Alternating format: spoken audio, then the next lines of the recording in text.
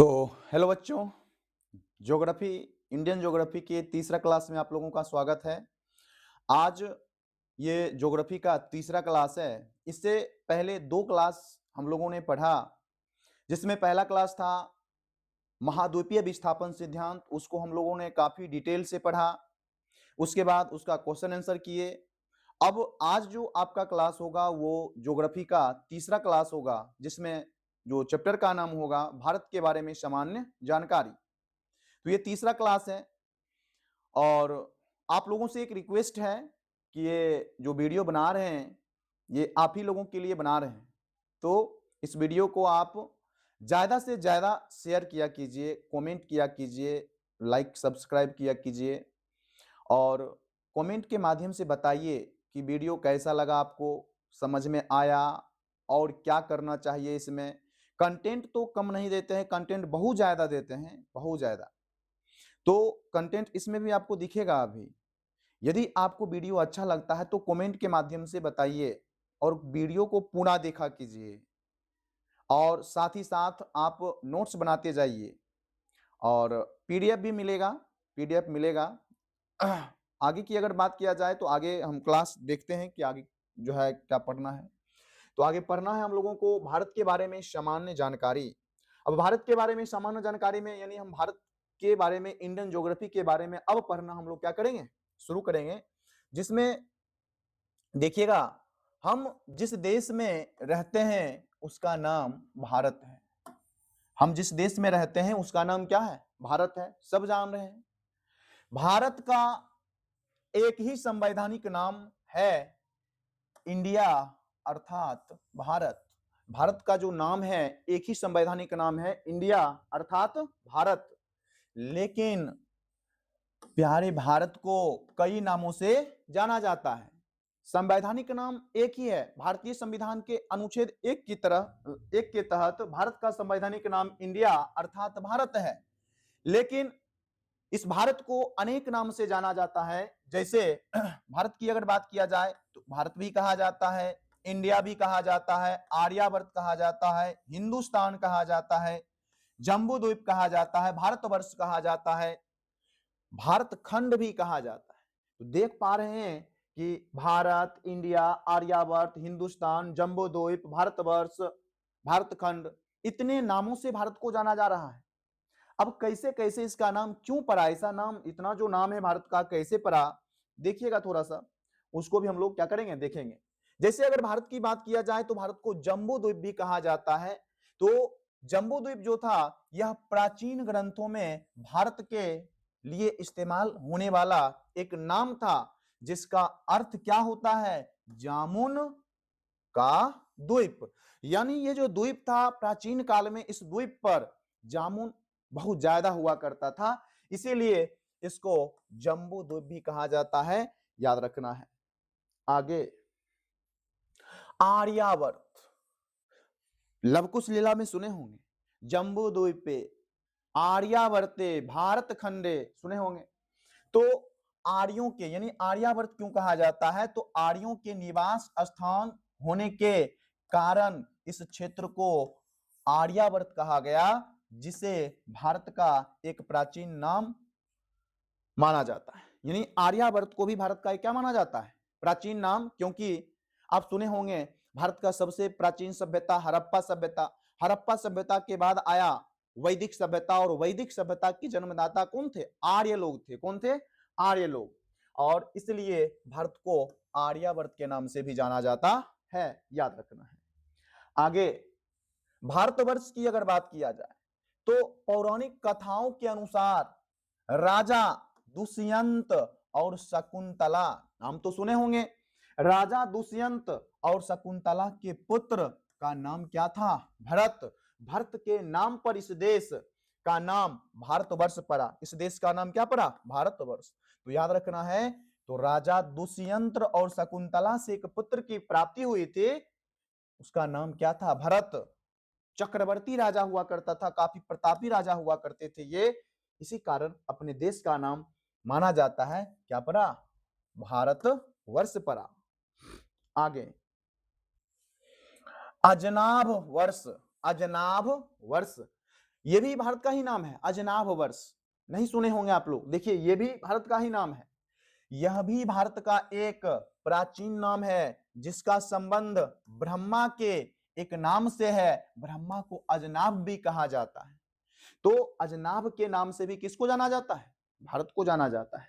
आगे हिंद या हिंदुस्तान, ये तो काफी फेमस नाम है, हिंद या हिंदुस्तान। यूनानी और फारसी लोगों द्वारा सिंधु नदी, कौन सा नदी? सिंधु नदी के पार के क्षेत्र को क्या कहा जाता था? क्या कहते थे? हिंद कहते थे, जो बाद में क्या बन गया? हिंदुस्तान बन गया। यानी यूनानी और फारसी लोगों द्वारा सिंधु नदी के जो पार वाला क्षेत्र था, उस पार वाला क्षेत्र, उसको क्या कहा जाता था?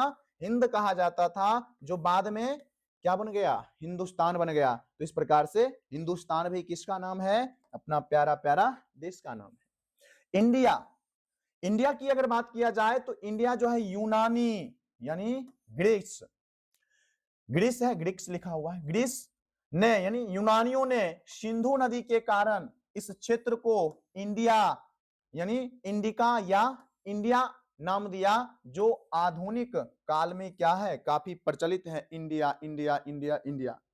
ठीक है, आगे भारत शब्द का प्रयोग सर्वप्रथम कहां देखने को मिलता है? पुराणों में। कहां देखने को मिलता है? पुराणों में देखने को मिलता है। तो ये बात भी याद रखना है कि भारत शब्द का प्रयोग सर्वप्रथम कहां देखने को मिलता है? तो पुराण में देखने को मिलता है, याद रखना है। प्राचीन भारतीय भौगोलिक मान्यता के अनुसार भारत जम्बू द्वीप का ही क्या था? हिस्सा हुआ करता था। तो प्राचीन भारतीय भौगोलिक मान्यता के अनुसार भारत जो है जम्बू द्वीप का क्या हुआ करता था? हिस्सा हुआ करता था। ये ऑब्जेक्टिव में मिलेगा, जब क्वेश्चन आप लोगों को करवाएंगे तो मिल जाएगा। सर्वप्रथम इंडिया शब्द का प्रयोग भारत के लिए कौन किया था? यानी इंडिया शब्द का प्रयोग भारत के लिए ग्रीक भाषा में किया गया था। तो ये भी ऑब्जेक्टिव में मिलेगा आपको कि सर्वप्रथम इंडिया शब्द का प्रयोग भारत के लिए किस भाषा में किया गया था? ग्रीक भाषा में। किस भाषा में किया गया था? ग्रीक भाषा में किया गया था, याद रखना है। सर्वप्रथम भारतवर्ष का जिक्र कौन सा हाथी गुफा अभिलेख में देखने को मिलता है? तो भारत वर्ष का जिक्र जो है ये हाथी गुफा अभिलेख में देखने को मिलता है। और यह अभिलेख बोलिए या शिलालेख? शिलालेख दूसरी यानी ये जो हाथी गुफा अभिलेख है वह दूसरी शताब्दी ईसा पूर्व यानी बीसी, दूसरी शताब्दी ईसा पूर्व और ईसा पूर्व का है। और ओडिशा के भुवनेश्वर के पास उदयगिरी, ओडिशा जो है उड़ीसा के भुवनेश्वर के पास उदयगिरी के पहाड़ी पर क्या हुआ? उत्कीर्ण हुआ है, मिला है। इससे महामेघ वाहन वंश के राजा खारवेल ने बनवाया था। ठीक है, यानी ये खारवेल किस वंश के थे? यहां से क्वेश्चन बन जाएगा आपका। महामेघ वाहन वंश के राजा थे, प्रतापी राजा थे कलिंग के। ये वंश महामेघ वाहन वंश कहां के राजा थे? ये कलिंग, कलिंग नरेश का नाम क्या था? खारवेल। उन्हीं के द्वारा हाथी गुफा अभिलेख बनाया गया और सर्वप्रथम भारतवर्ष के बारे में जानकारी इसी अभिलेख से प्राप्त होता है। इतना बात आप लोग को याद रखना है। आगे इंडिया, इंडिया का इस्तेमाल सबसे पहले यूनानियों के द्वारा किया गया था। यानी ये जो इंडिया शब्द है सबसे पहले इसका प्रयोग कौन किए थे? यूनानियों के द्वारा किया गया था। और इसका उल्लेख हेरोडोटस, यानी कहने का मतलब यह हो गया कि इसका जो उल्लेख है हेरोडोटस 5वीं शताब्दी ईसा पूर्व में किए थे और मेगास्थनीज 3री शताब्दी ईसा पूर्व में किए थे। ठीक है, तो मेगास्थनीज के लेखन में भी मिलता है। और यह सिंधु या इंडस नदी, इंडस यानी सिंधु को ही कहा जाता है, इंडस नदी से निकाला गया क्या है? शब्द है कौन सा? इंडिया। तो याद रखना है कि यूनानियों के द्वारा, यूनानी में भी कौन? हेरोडोटस। और इसीलिए कभी कभी हेरोडोटस की अगर बात किया जाए तो इंडिया शब्द कौन दिया कहा जाता है? तो हेरोडोटस दिया था, याद रखना है। आगे भारत एशिया महादेश के दक्षिण में तथा हिंद महासागर के शीर्ष पर स्थित है। भारत जो है एशिया महादेश के दक्षिण में तथा हिंद महासागर के शीर्ष पर स्थित है। यह बात आप लोगों को याद रखना है कि भारत जो है एशिया महादेश के दक्षिण में तथा हिंद महासागर के शीर्ष यानी सिर पर स्थित है। जैसे अगर भारत की बात किया जाए तो भारत इस प्रकार से अगर बात किया जाए तो नीचे हिंद महासागर है, और इस प्रकार से अगर बात किया जाए तो ये एशिया है, तो एशिया महादेश के दक्षिण में और हिंद महासागर के शीर्ष पर अपना प्यारा देश स्थित है। अगर भारत के क्षेत्रफल की बात किया जाए तो भारत का क्षेत्रफल 32,87,263 वर्ग किलोमीटर है, क्योंकि क्षेत्रफल तो वर्ग किलोमीटर में ही निकलता है। तो याद रखना है 32,87,263। याद नहीं रहेगा तो मोबाइल का पासवर्ड लगा लीजिए, मोबाइल का पासवर्ड लगाइए, दिन में 10-15 बार खोलिएगा, याद हो जाएगा एक ही दिन में, फिर बोलिएगा कभी नहीं। 32,87,263 जो विश्व के कुल क्षेत्रफल का 2.42% है। विश्व के कुल क्षेत्रफल का कितना है? 2.24%। क्षेत्रफल कितना है भारत का? 32,87,263 वर्ग किलोमीटर। एशिया महादेश के किस क्षेत्र में? दक्षिण में है, हिंद महासागर के शीर्ष पर अपना प्यारा देश स्थित है। अगर क्षेत्रफल के दृष्टि से भारत की बात किया जाए तो क्षेत्रफल के दृष्टि से भारत का विश्व में कौन सा स्थान है? 7वां स्थान है। और ये पूछा गया क्वेश्चन है, अब की बार जो एग्जाम हुआ था 18 तारीख को फर्स्ट शिफ्ट में, ये पूछा गया था इनमें कौन सही है, तो उसमें था भारत का स्थान 8वां है। क्या 8वां होगा? नहीं, वो गलत था, 7वां स्थान होगा। कौन सा होगा? 7वां स्थान। ठीक है, तो याद रखना है क्षेत्रफल के दृष्टिकोण से भारत का विश्व में कौन सा स्थान है? 7वां स्थान है। भारत के 7वें स्थान के ठीक बाद 8वां कौन है? अर्जेंटीना है। 8वां कौन सा है? अर्जेंटीना है। पूछा जाता है कभी कभी कि भारत का स्थान 7वां है, 8वां स्थान पर कौन सा है? तो 8वां स्थान पर कौन हो जाएगा? अर्जेंटीना हो जाएगा। और क्षेत्रफल के दृष्टि से विश्व के 7 बड़े देश घटते क्रम में बात किया जाए तो इस प्रकार से है। पहला हो जाएगा रूस, पहला क्या हो जाएगा? रूस। दूसरा कनाडा, तीसरा यानी पहला रूस, दूसरा कनाडा, तीसरा चीन, चौथा अमेरिका, पांचवा ब्राजील, छठा ऑस्ट्रेलिया, सातवां भारत, 8वां अर्जेंटीना, 8वां अर्जेंटीना। और इसका एक ट्रिक है, रुक चीन अब आ भारत, रुक चीन अब आ भारत रुक चीन अब आ भारत। थोड़ा सा देख लीजिएगा ट्रिक क्या है। रुक चीन अब आ भारत, दिखाते हैं इसमें लिख देते हैं, रुक चीन अब आ भारत। रूसे रूस, रूसे रूस, कौसे कनाडा, चीन तो हो ही गया चीन, औसे अमेरिका, अमेरिका, बौसे ब्राजील, ठीक है, आ से ऑस्ट्रेलिया, ऑस्ट्रेलिया महादेश के बड़का बेटा। भारत तो हो ही गया, भारत यानी कुल मिलाकर अगर बात किया जाए रूस, कनाडा, चीन, अमेरिका, ब्राजील, ऑस्ट्रेलिया और भारत। इस प्रकार से अगर बात किया जाए तो क्षेत्रफल के दृष्टिकोण से विश्व का सबसे बड़ा देश रूस हो जाएगा, भारत का स्थान 7वां हो जाएगा, 8वां में कौन हो जाएगा? अर्जेंटीना 8वां हो जाएगा। तो इतना बात आप लोगों को याद रखना है। ठीक है, आगे बढ़े, चलिए ठीक है आगे बढ़ते हैं। अब क्षेत्रफल के दृष्टिकोण से भारत का 5 राज्य पूछ देता है कि भारत का 5 बड़ा राज्य बताइए क्षेत्रफल के दृष्टिकोण से। तो देखिएगा क्षेत्रफल के अनुसार शीर्ष 5 भारतीय राज्य घटते क्रम में। कौन से क्रम में? घटते क्रम, यानी सबसे पहले सबसे बड़ा लिखना है। तो सबसे बड़ा भारत का राज्य क्षेत्रफल में कौन है? राजस्थान भारत का सबसे बड़ा राज्य है, सबसे बड़ा राज्य है। याद रखना है 3,42,239 वर्ग किलोमीटर है। कितना है? 3,42,239 वर्ग किलोमीटर है। पूरे भारत के क्षेत्रफल की अगर बात किया जाए तो राजस्थान भारत के कुल क्षेत्रफल का 10.41% है, 10.41% है। आप लोगों को ये बात याद रखना है, पूछा जाता है, भी आई है, ये भी आई है। ठीक है, याद रखना है, ये सब बुक में नहीं मिलेगा आपको, सिर्फ मिलेगा यहाँ। मध्य प्रदेश दूसरा सबसे बड़ा राज्य है, मध्य प्रदेश दूसरा सबसे बड़ा राज्य है, कितना है, इतना क्षेत्रफल है इसका। फिर महाराष्ट्र की अगर बात किया जाए तो तीसरा सबसे बड़ा राज्य है और महाराष्ट्र का क्षेत्रफल कितना है, याद रखना है। उत्तर प्रदेश की अगर बात किया जाए तो चौथा सबसे बड़ा राज्य है और इसका क्षेत्रफल की अगर बात किया जाए तो इतना है। इतना मतलब समझ लीजिएगा, पढ़ लीजिएगा, इतना तो जो है कंपटीशन की तैयारी कर रहे हैं तो समझ ही सकते हैं आप लोग। अगर गुजरात की बात किया जाए तो पांचवा सबसे बड़ा राज्य है। अब पूछा जाएगा आपसे कि क्रम से सजाइए, 4 गो ऑप्शन दे देगा, उल्टा पुल्टा दे देगा, उसको सही करके घटते क्रम में सजाना है। तो पहला क्या होगा, राजस्थान, दूसरा क्या होगा, मध्य प्रदेश, तीसरा महाराष्ट्र, चौथा उत्तर प्रदेश, पांचवा गुजरात। तो याद रखना है क्षेत्रफल में सबसे बड़ा राज्य कौन सा हो जाएगा, राजस्थान हो जाएगा। अच्छा, क्षेत्रफल में सबसे छोटा पूछ दे तो हो जाएगा गोवा, गोवा, गोवा। क्षेत्रफल में सबसे छोटा राज्य पूछेगा तो क्या होगा, गोवा, जान रहे हैं ना, बीच है वहां पे।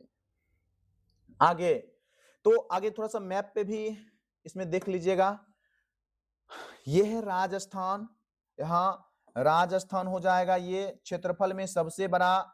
राजस्थान के बाद अगर बात किया जाए तो देख पा रहे होंगे इस क्षेत्र में महाराष्ट्र, इस क्षेत्र में क्या है, महाराष्ट्र है, ये आपका मध्य प्रदेश है, इधर आपका उत्तर प्रदेश है। तो ये सब आप लोग याद रखिएगा कि सबसे पहला राज्य कौन हो जाएगा, देख लीजिए सबसे पहला राज्य कौन हो जाएगा, राजस्थान। दूसरा क्या हो जाएगा, दूसरा हो जाएगा आपका मध्य प्रदेश, दूसरा क्या हो जाएगा, मध्य प्रदेश, तीसरा महाराष्ट्र, चौथा उत्तर प्रदेश, पांचवा गुजरात हो जाएगा। आगे बढ़े, आगे बढ़ते हैं, ठीक है। क्योंकि देखिए YouTube पर जो है रिकॉर्डेड क्लास देते हैं तो फायदा यह है कि बकवास आप लोग को दिखने को नहीं मिलेगा, सिर्फ क्लास मिलेगा, सिर्फ क्या मिलेगा, क्लास मिलेगा।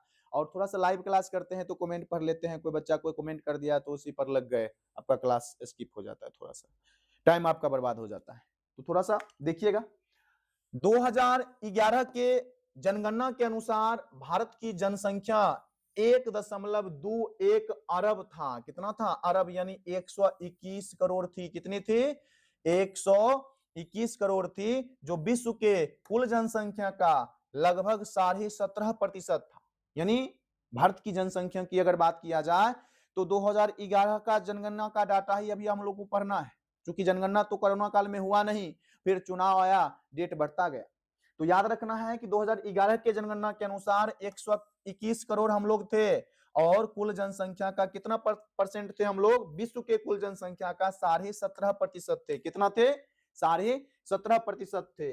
वर्तमान में यानी 2024-25 की अगर बात किया जाए तो 2024-25 ईस्वी में भारत चीन को पछाड़ते हुए, चीन को कोरोना काल में हम लोग पछाड़ दिए, कोई काम था, कोई काम नहीं, जनसंख्या बढ़ा दी। भारत ने चीन को पछाड़ते हुए यानी पीछा छोड़ते हुए यह विश्व का सबसे अधिक जनसंख्या वाला देश बन गया, विश्व का सबसे अधिक जनसंख्या वाला देश बन गया, जिसकी जनसंख्या 1.4 अरब, यानी कुल मिलाकर याद रखना है कि 1.4 अरब जो है और विश्व के कुल जनसंख्या का 17.7%, 8 भी बोल सकते हैं, 17.7% से अधिक हो चुकी है। अभी वर्तमान समय की बात किया जाए तो हम लोग 146 करोड़ पार कर चुके हैं, 146 करोड़ क्या कर चुके हैं, पार कर चुके हैं। भारत की जनसंख्या संबंधी विवरण की अगर बात किया जाए 2011 की जनगणना के अनुसार, ये इंपॉर्टेंट है, थोड़ा सा याद रखना आप लोगों को, कि कुल जनसंख्या 121.02 करोड़ था, ठीक है। विश्व के कुल जनसंख्या का 17.5% था। पुरुष जनसंख्या कितना हुआ करता था, तो 62.37 करोड़, यानी अगर 2011 के जनगणना के अनुसार अगर बात किया जाए तो कुल पुरुष कितना प्रतिशत था, तो 51.54%। ये हम बात कब का कर रहे हैं, 2011 के जनगणना का कर रहे हैं, कि 2011 के जनगणना के अनुसार पूरे देश में कितना प्रतिशत पुरुष था, तो 51.54% क्या था, पुरुष था। महिलाएं कितनी थी, तो महिलाएं ज्यादा थी, कितनी थी, 58 कितना 65 करोड़, यानी प्रतिशत में अगर बात किया जाए, सॉरी महिलाएं ज्यादा नहीं थी, कम थी, महिलाएं क्या थी, कम थी। प्रतिशत में अगर बात किया जाए तो 48 48.64%। कितना? 48.64%। अच्छा, आप लोग कमेंट करके बताइएगा सबसे कम लिंगानुपात वाला राज्य कौन सा है? सबसे कम लिंगानुपात वाला राज्य कौन सा है? कमेंट करके बताइएगा। जनसंख्या के अनुसार शीर्ष 5 देश की अगर बात किया जाए, ठीक है, तो शीर्ष 5 देश जो है जनसंख्या के अनुसार अगर अनुमानित 2024-25 की बात किया जाए तो इस प्रकार से है। भारत में अगर बात किया जाए तो सबसे पहला कौन हो जाएगा? भारत हो जाएगा। विश्व में सबसे पहला क्या होगा? अपना भारत। 146 करोड़ 2025 के अनुसार हम बता रहे हैं। दूसरा पर कौन पहुंच चुका है? चीन 141 करोड़ 2025 के अनुसार। संयुक्त राज्य अमेरिका यानी यूएसए 34.7 करोड़। कितना? 34.7 करोड़। यानी भारत चीन अमेरिका, भारत चीन अमेरिका, भारत चीन अमेरिका। चौथा पर इंडोनेशिया 28.5 करोड़। पांचवा पर पाकिस्तान, पाकिस्तान नहीं, आतंकवाद, आतंकवाद। और ये 25.5 करोड़। कितना? 25.5 करोड़। तो कुल मिलाकर 5 देश हम लोग देखे। पहला क्या था? पहला क्या था? चीन था। गलत, पछाड़ दिए चीन को। पहला भारत, दूसरा चीन, तीसरा अमेरिका, चौथा इंडोनेशिया और पांचवा आतंकवाद। पांचवा आतंकवाद। मतलब समझ जाइए। आगे आगे आगे है जनसंख्या के अनुसार भारत के 5 बड़े राज्य। अब अपने देश में आ जाइए कि जनसंख्या के अनुसार 5 बड़ा राज्य कौन कौन है। तो सबसे पहले उत्तर प्रदेश, योगी जी का राज्य। कौन सा राज्य? योगी जी का। 19.98 करोड़, लगभग 20 करोड़ मान सकते हैं। 2011 के जनगणना के अनुसार उत्तर प्रदेश की जनसंख्या भारत के कुल जनसंख्या का लगभग कितना परसेंट? तो 16.51%। यूपी का अगर एग्जाम कोई दे रहे हैं आप लोग तो निश्चित रूप से ये मोस्ट MVVI है। क्या है? MVVI, most very very important है ये। कि 2011 के जनगणना के अनुसार उत्तर प्रदेश की जनसंख्या भारत के कुल जनसंख्या का कितना प्रतिशत था? तो 16.51% था। तो पहला पहला हो जाएगा यूपी। दूसरा महाराष्ट्र हो जाएगा। क्या हो जाएगा? महाराष्ट्र। कितना? 11.23 करोड़। 11.23 करोड़। बिहार की अगर बात किया जाए तो बिहार की जनसंख्या, अपना प्यारा प्यारा बिहार की जनसंख्या की बात किया जाए तो 10.40 करोड़। 10.40 करोड़। और अगर बिहार से हैं, बिहार का एग्जाम दे रहे हैं तो ये डाटा आप लोगों के लिए मोस्ट इंपॉर्टेंट है। ये भी MVVI है।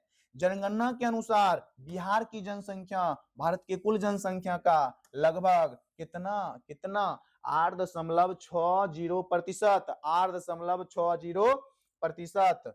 और तीसरा स्थान पर बिहार आ गया। पहला पर यूपी, पहला पर यूपी, दूसरा पर महाराष्ट्र, तीसरा पर बिहार। चौथा चौथा क्या हो जाएगा? पश्चिम बंगाल। और पश्चिम बंगाल का कितना है? 9.12%। कितना है? प्रतिशत बोल रहे, करोड़, करोड़। भावना को समझ लीजिए। 9.12 करोड़।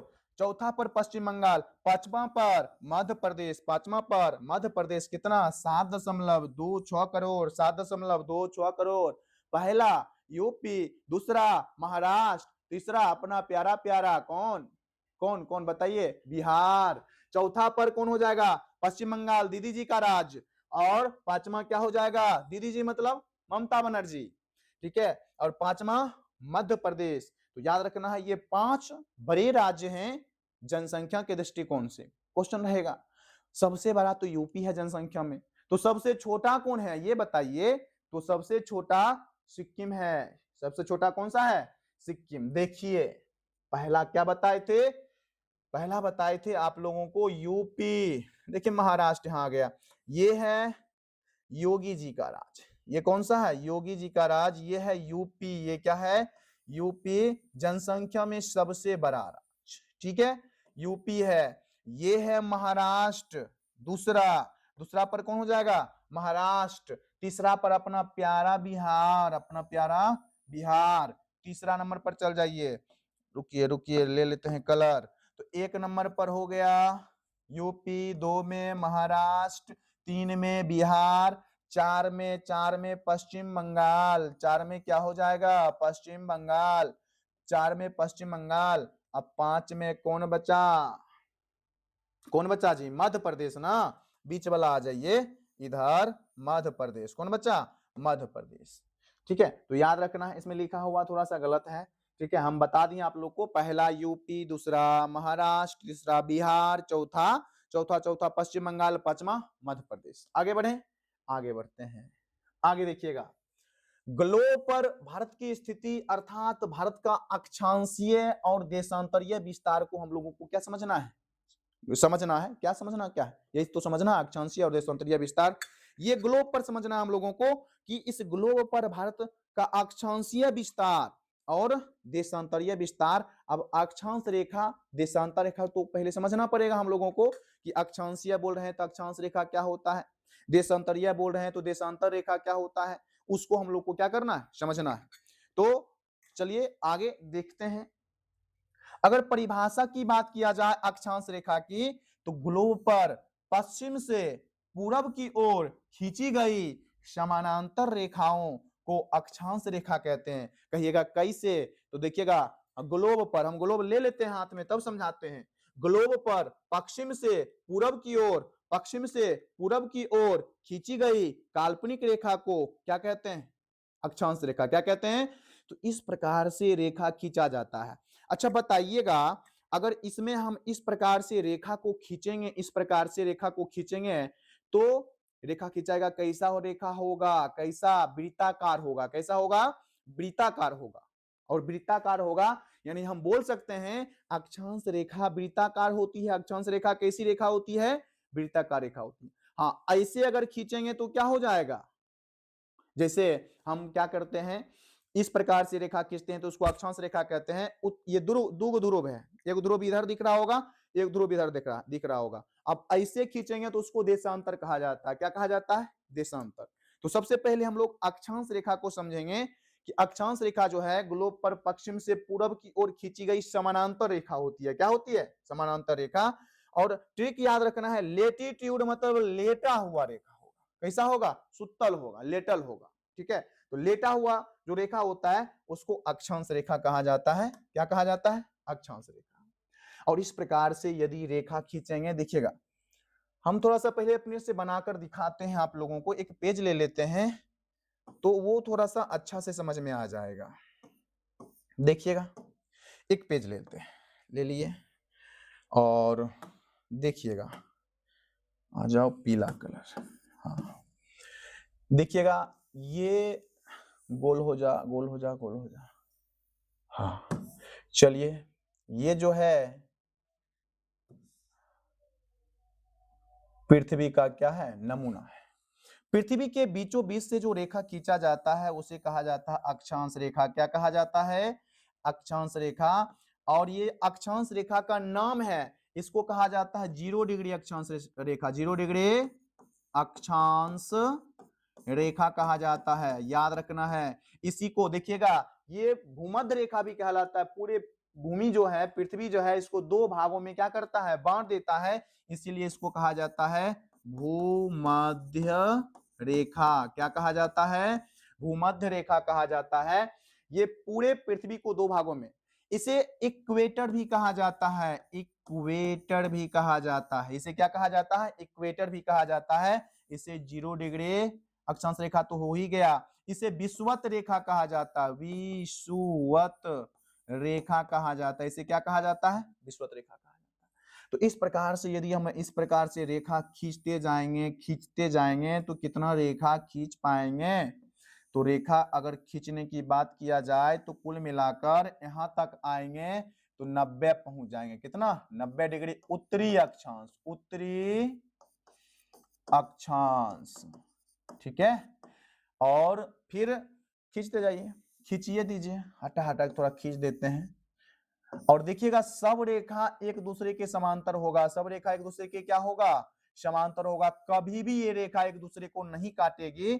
ये बीच वाला रेखा को थोड़ा सा हाईलाइट कर दीजिए इधर आके। हाँ, चलिए ये जो है ये कौन सा रेखा है? अरे हाँ, विषुवत रेखा है। कौन सा रेखा है? विषुवत रेखा है। तनी मोटा कर देते हैं इसको, विषुवत रेखा। इसी प्रकार से इस नीचे भी खींचिएगा तो नीचे भी कितना आइएगा, 90 आइएगा। कितना आइएगा, 90 आइएगा। नीचे भी अगर खींचेंगे तो नीचे भी कितना खिंचाएगा, 90 को अक्षांश रेखा, और सब अक्षांश रेखा एक दूसरे के क्या होगा, समांतर होगा। सब अक्षांश रेखा एक दूसरे के क्या होगा, समांतर होगा। इधर आइए, यहाँ भी 90 डिग्री दक्षिणी दक्षिणी अक्षांश अक्षांश और 90 डिग्री दक्षिणी अक्षांश को कहा जाता है दक्षिणी ध्रुव। क्या कहा जाता है, दक्षिणी ध्रुव कहा जाता है, दक्षिणी ध्रुव। और 90 डिग्री उत्तरी अक्षांश को कहा जाता है उत्तरी ध्रुव कहा जाता है। अच्छा, हमको ये बताइए कि सबसे बड़ा अक्षांश, क्योंकि हम बताएं कि वृत्त बन रहा है कि नहीं बन रहा है, वृत्त बन रहा है। कैसे बन रहा है, देखिएगा। अगर इस प्रकार से हम अगर खींचेंगे रेखा, इसके चारों ओर अगर रेखा खींचेंगे तो सबसे बड़ा अक्षांश वृत्त बीच में वाला बनेगा। फिर ऊपर जाते जाएंगे, ऊपर जाते जाएंगे, ऊपर जाते जाएंगे, यहाँ आएंगे तो एकदम काफी छोटा। तो क्वेश्चन यहाँ से बनता है कि सबसे बड़ा अक्षांश वृत्त कौन सा होगा। तो सबसे बड़ा अक्षांश वृत्त होगा विश्व अक्षांश, यानी 0 डिग्री अक्षांश रेखा बोलिए, या इक्वेटर बोलिए, या भूमध्य रेखा बोलिए, या विषुवत रेखा बोलिए। ये सबसे बड़ा अक्षांश वृत्त है। सबसे बड़ा अक्षांश क्या है, वृत्त है। अब कहिएगा सबसे छोटा, तो बिंदु आकार का प्राप्त होगा ध्रुव। कौन होगा, ध्रुव। अब यहां से क्वेश्चन आगे क्या पूछा जाता है, समझिएगा। फिर क्वेश्चन पूछा जाता है कि क्या अक्षांश रेखा एक दूसरे को काट सकती है, नहीं काट सकती है। अक्षांश रेखा क्या होती है, समांतर होती है। अक्षांश रेखा क्या होती है, समांतर होती है। ये बात भी याद रखना है कि एक दूसरे के समांतर होगी तो निश्चित रूप से अक्षांश रेखा के बीच की दूरी क्या होगी, हमेशा समान होगी। तो कहिएगा कितनी होगी, तो दो अक्षांश रेखा के बीच की दूरी 111 किलोमीटर होती है। याद रखना है, दो अक्षांश रेखा के बीच की दूरी कितनी होती है, 111 किलोमीटर होती है। कितनी, 111 किलोमीटर। दो अक्षांश रेखा के बीच के जो भाग होते हैं, क्षेत्र होते हैं, उसे क्या कहा जाता है, जोन कहा जाता है। ZONA क्या कहा जाता है, जोन। अगर हिंदी में बोला जाए तो कटिबंध होता है। क्या होता है, कटिबंध होता है। याद रखना है कि दो अक्षांश रेखा के बीच के क्षेत्र को जोन कहते हैं अंग्रेजी में, हिंदी में क्या कहते हैं, कटिबंध कहते हैं। क्या कहते हैं, कटिबंध कहते हैं। ये बात भी याद रखना है। सबसे बड़ा अक्षांश वृत्त बताइए, सबसे बड़ा अक्षांश वृत्त कौन सा होगा, विषुवत रेखा, 0 डिग्री अक्षांश रेखा। दो क्या अक्षांश रेखा समांतर होती है, बिल्कुल समांतर होती है। दो अक्षांश रेखा के बीच की दूरी कितनी होती है, 111 किलोमीटर होती है। कितनी होती है, 111 किलोमीटर होती है। कौन सी अक्षांश रेखा पृथ्वी को दो भागों में बांटती है, 0 डिग्री अक्षांश रेखा, भूमध्य रेखा, इक्वेटर, विषुवत रेखा, जो बोल सकते हैं आपको। इसको हम और डिटेल से पढ़ेंगे जब सिर्फ हम चलेंगे अक्षांश रेखा की ओर। आगे देखिएगा, ये है। इस प्रकार से यदि हम खींचेंगे, इस प्रकार से जब खींचेंगे तो इसको अक्षांश रेखा बोलेंगे, और इस प्रकार से यदि हम खींचेंगे तो इसको क्या बोलेंगे, देशांतर रेखा बोलेंगे। क्या बोलेंगे, देशांतर रेखा बोलेंगे। तो याद रखना है कि अक्षांश रेखा पश्चिम से पूरब की ओर, देशांतर रेखा उत्तरी ध्रुव से कहां, दक्षिणी ध्रुव की ओर खींचेंगे। आगे, पृथ्वी पर कुल अक्षांश अगर बात किया जाए तो 181 है। कितना है, 181। 181 क्यों नहीं होगा, तो 181 इसलिए होगा कि 90 गो ऊपर, 90 गो नीचे, और एगो जीरो यून वाला जोड़िएगा, 0 डिग्री अक्षांश तो कुल मिलाकर 181 अक्षांश है। यानी 0 डिग्री भूमध्य रेखा, 90 डिग्री उत्तरी अक्षांश रेखा प्लस 90 डिग्री दक्षिणी अक्षांश रेखा, कुल मिलाकर कितना, 90 90 180 181 अक्षांश हो जाएगा। जबकि अगर बात किया जाए अक्षांश वृत्त की, तो अक्षांश वृत्त की संख्या कितनी हो जाएगी, 179। कहिएगा कैसे, तो कैसे, तो ऐसे देख लीजिएगा, ऐसे बताइए। इसको रेखा मानेंगे, ऊपर में जाएगा ध्रुव पर, नहीं, धीरे धीरे धीरे धीरे धीरे धीरे आएंगे, ऊपर आएंगे, यहाँ आने के बाद क्या होगा, 0। फिर नीचे भी जाएंगे तो नीचे भी 0। यानी कुल मिलाकर बिंदु को आप रेखा बोलिएगा, बिल्कुल नहीं। क्या वृत्त बोलिएगा, बिल्कुल नहीं बोलिएगा। सॉरी, रेखा तो बोलिएंगे। क्योंकि बिंदुओं से मिलकर होता है, वृत्त नहीं बोल सकते हैं। तो अगर वृत्त पूछा जाएगा कितना होगा तो दूग घट जाएगा, कौन कौन, दोनों ध्रुव घट जाएगा, 90 डिग्री उत्तरी और 90 डिग्री दक्षिणी घट जाएगा, 2 माइनस हो जाएगा। तो बताइए 181 में से 2 चल जाएगा, कितना बचेगा, 179। तो कुल अक्षांश वृत्त की संख्या पूछा जाए तो 179 बोलिएगा। ध्यान से, यहाँ क्वेश्चन फंसता है कि कुल अक्षांश वृत्त पूछा जाए 179, अक्षांश की कुल संख्या पूछा जाए 100 कितना, 81। आगे आगे भारत का अक्षांशीय विस्तार मुख्य भूमि से 8 डिग्री 4 मिनट उत्तरी अक्षांश से 37 डिग्री 6 मिनट उत्तरी अक्षांश है, जबकि संपूर्ण पृथ्वी का अक्षांशीय विस्तार 6 डिग्री 4 मिनट उत्तरी अक्षांश से 37 डिग्री 6 मिनट उत्तरी अक्षांश है। कैसे है उसको तो हम लोग को देखना पड़ेगा, ठीक है। तो ये पहले हम अक्षांश रेखा को समझ लेंगे अच्छा से, तभी आपको हम बताएंगे, ठीक है। लेकिन इसको बताएंगे अवश्य, हम चित्र के माध्यम से काफी डिटेल से बताएंगे कि कैसे है। लेकिन सबसे पहले हम लोग को अक्षांश रेखा समझना पड़ेगा। तो अक्षांश रेखा को पहले और अच्छा से समझते हैं हम लोग। भारत की अगर बात किया जाए तो कुल 30 अक्षांश रेखा पर स्थित है, ये भी हम समझेंगे, अभी चित्र के माध्यम से आपको ये समझा ही देंगे हम।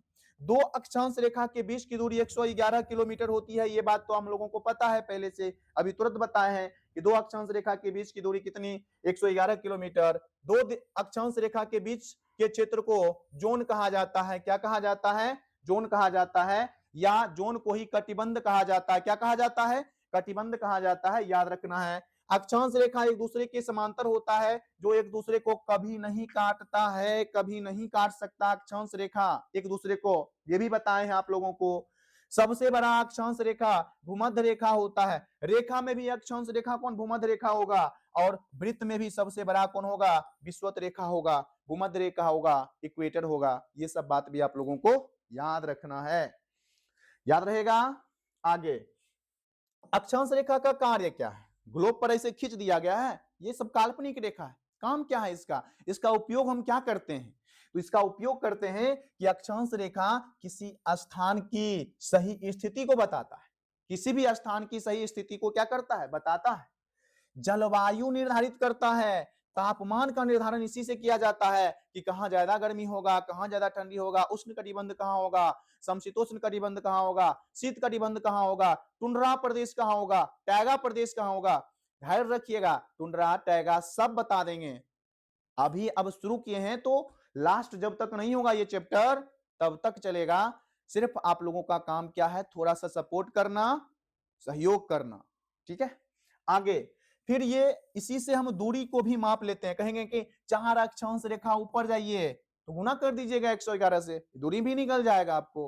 तो ये सब बात आप लोगों को याद रखना है। 0 डिग्री अक्षांश रेखा पृथ्वी को 2 बराबर भाग में उत्तरी गोलार्ध और दक्षिणी गोलार्ध में क्या करती है, बांटती है। यदि ये पूरा पृथ्वी है, 0 डिग्री अक्षांश रेखा, ऊपर जाइएगा उत्तरी गोलार्ध, नीचे आइएगा दक्षिणी गोलार्ध, यानी कुल मिलाकर अगर बात किया जाए तो क्या करता है, 0 डिग्री अक्षांश रेखा पूरे पृथ्वी को 2 बराबर भाग में क्या करती है, बांट देती है, उत्तरी गोलार्ध दक्षिणी गोलार्ध, ठीक है। याद रखना है कि दक्षिणी गोलार्ध को जल गोलार्ध, उत्तरी गोलार्ध को स्थल गोलार्ध कहा जाता है, क्योंकि इधर स्थल ज्यादा, इधर जल ज्यादा। आगे भारत उत्तरी गोलार्ध में है, भारत कहां है, उत्तरी गोलार्ध में, पूर्वी देशांतर में स्थित है। कैसे है वो हम पहले देखेंगे। अब थोड़ा सा भारत के बारे में हम थोड़ा सा दिखाते हैं आप लोगों को, अच्छा से समझाते हैं, बोले थे आप लोगों को। तो प्यारा प्यारा भारत पहले बनाते हैं, पहले ग्लोब बना लीजिए, ग्लोब पर ही भारत को आज हम दिखाएंगे आप लोगों को, ग्लोब पर ही ये दिखा देंगे, तब हो जाएगा आप लोगों का क्लास खत्म। फिर आगे हम लोग देखेंगे, ये हम दिखा देते हैं बना के, ठीक है। देखिएगा ये अब जो है पूरा पृथ्वी है, ये पूरा पृथ्वी, पृथ्वी के बीचों बीच से कौन सा रेखा गुजरती है, जो पूरे पृथ्वी को 2 भागों में बांटती है। अरे तो टेढ़ा लग रहा है जी, अच्छा कोई बात नहीं, टेढ़ा लग रहा है तो हम उपाय करते हैं, उपाय कर देते हैं, तनी गोल गोल बना दीजिए, इधर गया, आ जाइए, ये ले लीजिए, अच्छा रहेगा। हाँ आप देखिए, गजब, ठीक है। ये पूरा पृथ्वी है। पूरा पृथ्वी से होकर एक रेखा गुजर रही है जिसको हम लोग बोलते हैं विषुवत रेखा। कौन सा रेखा? विषुवत रेखा। यानी विषुवत रेखा ही लिखते हैं, नाम तो इसका सब क्या क्या है बता ही दिए हैं। विषुवत रेखा ये पूरे पृथ्वी को दो भागों में बांटती है, उत्तरी गोलार्ध, दक्षिणी गोलार्ध। तो हम यहाँ यहाँ लिख देते हैं उत्तरी गोलार्ध, ठीक है। यहां लिख देते हैं दक्षिणी गोलार्ध। कौन सा गोलार्ध? दक्षिणी गोलार्ध। अब कहिएगा अपना प्यारा भारत कहाँ है? तो अपना प्यारा भारत जो है उत्तरी गोलार्ध में है। कहाँ है? तो सबसे पहले हम देशांतर भी खींचेंगे। अभी हम देशांतर भी खींचेंगे, भारत की स्थिति के बारे में समझा ही देंगे, थोड़ा सा लंबा क्लास हो जाएगा तो कोई दिक्कत नहीं, होने दीजिए। पढ़ने ही आए हैं तो अच्छा से पढ़ लेंगे।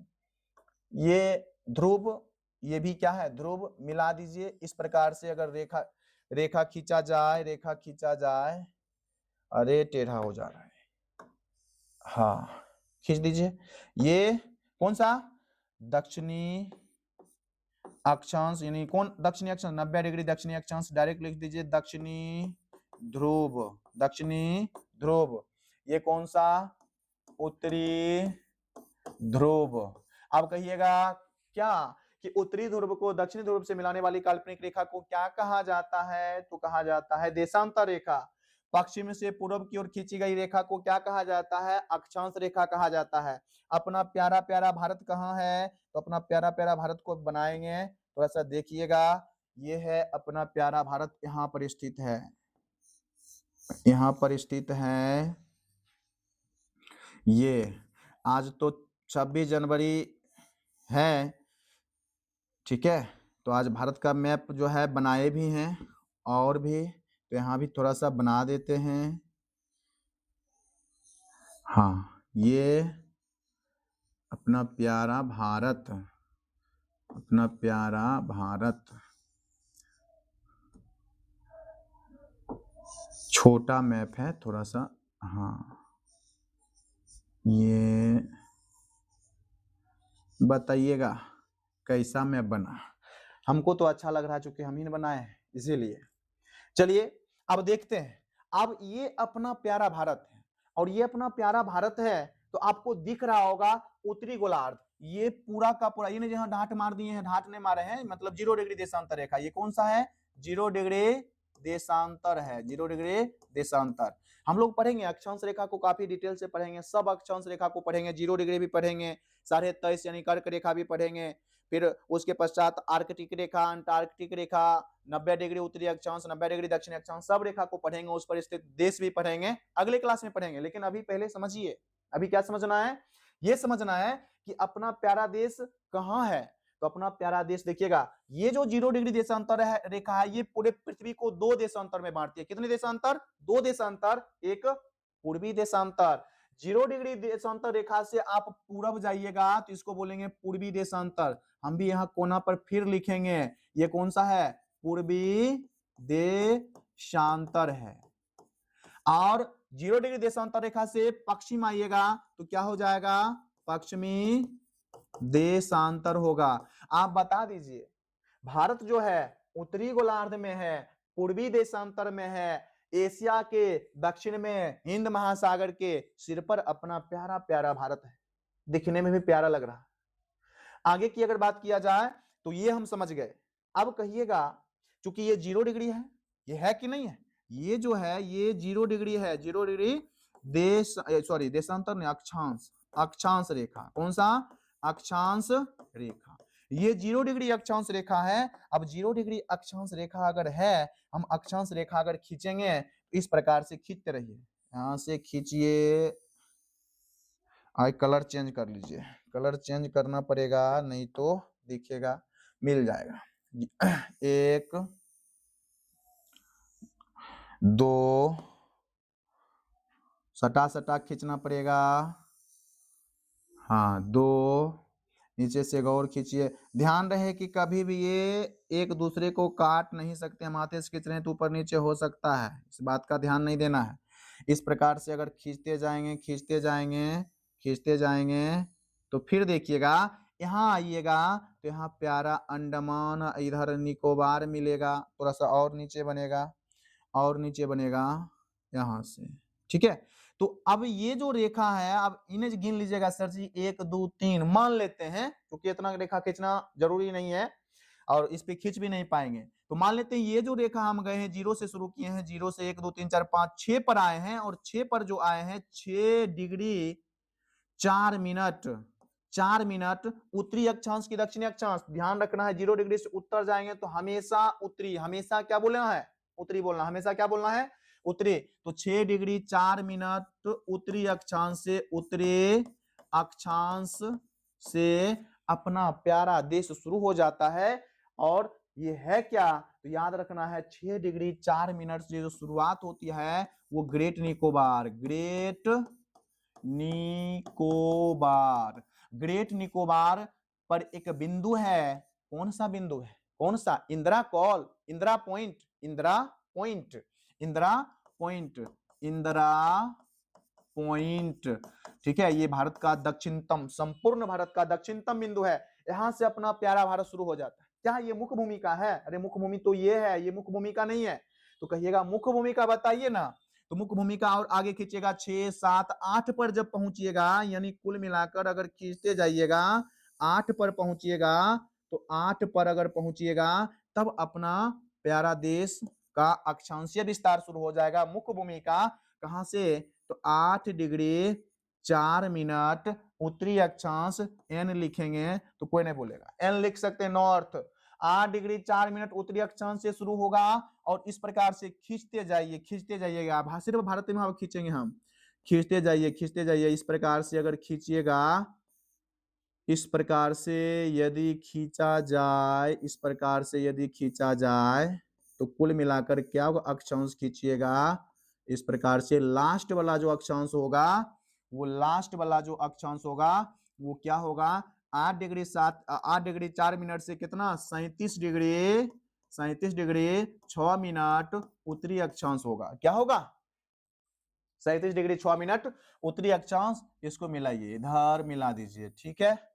यानी अगर रेखा को गिनिएगा, अब इन्हें गिन लीजिएगा, नहीं पूरेगा 30 गो, घटा दीजिएगा 37 डिग्री 6 मिनट में से 8 डिग्री 4 मिनट, तो 29 दशमलव कुछ आएगा, तो कुल मिलाकर 30 माना जाता है। इसीलिए बोले थे कि भारत, भारत कुल 30 अक्षांश रेखा पर है। कितना अक्षांश रेखा पर है, कितना अक्षांश रेखा पर, कुल 30 अक्षांश रेखा पर स्थित है। तो ये भारत का अक्षांशीय विस्तार है, ये भारत का कैसा विस्तार है, अक्षांशीय। तो क्वेश्चन कहां कैसे पूछा जाता है, क्वेश्चन पूछा जाता है कि भारत का अक्षांशीय विस्तार बताइए, तो सीधा सीधा अक्षांशीय विस्तार पूछेगा तो 8 डिग्री 4 मिनट से 37 डिग्री 6 मिनट, या पूछेगा भारत के मुख्य भूमि का अक्षांशीय विस्तार बताइए, तो 6 डिग्री 4 मिनट उत्तरी अक्षांश से 37 डिग्री 6 मिनट उत्तरी अक्षांश। पूछेगा संपूर्ण भारत का अक्षांशीय विस्तार बताइए, तो 6 डिग्री 4 मिनट से, 6 डिग्री 4 मिनट, यह अंडमान निकोबार से शुरू हो जाता है, ठीक है।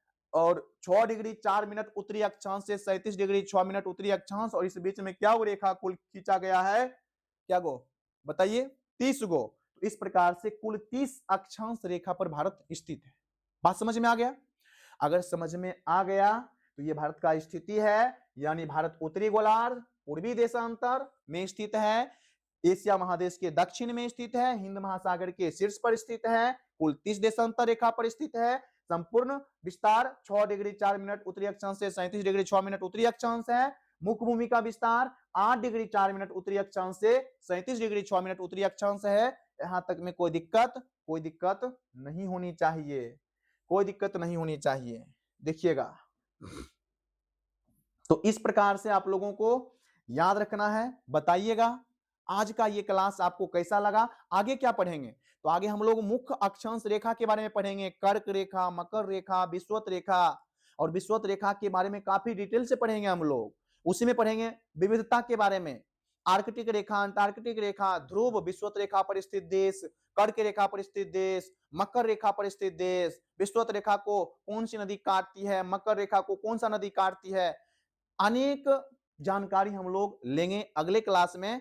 और यदि ये क्लास आपको अच्छा लगा तो निश्चित रूप से अच्छा सुंदर सा कमेंट कर दीजिएगा और जब वीडियो बना देखते हैं तो उसका नोट्स भी बनाइए और वीडियो को पूरा देखा कीजिए और साथ ही साथ नोट्स बनाइएगा तो काफी अच्छा लगेगा।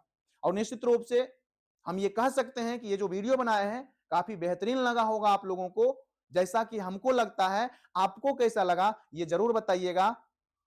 तो आज के लिए इतना ही, मिलते हैं अगले क्लास में। धन्यवाद।